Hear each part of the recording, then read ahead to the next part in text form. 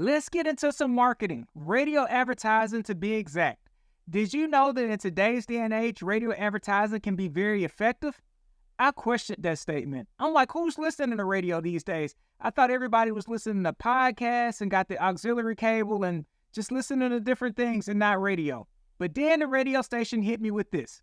Radio reaches everyone, about 93% of the population. Radio has daily listeners. Over 70% of Americans listen to radio every day, and over 70% of people in cars listen daily.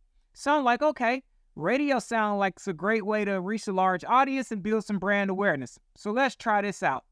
So we created a headlight restoration script. Our intention was to state what headlight restoration was, give some benefits, and end with a call to action. So let's take a listen. Headlight restoration is the process of removing oxidation and other blemishes from your headlights, making them clear and bright again. At Eugene Headlight Restoration, we have you covered because headlight restoration is our specialty. Restoring your headlights will save you money and dramatically improve the appearance of your vehicle. But most importantly, it will improve your nighttime visibility and safety. So, if your headlights are discolored or if you can't see at night, let us restore your headlights. After we got it dialed in, we worked with the local radio station on targeting local potential customers and started our campaign.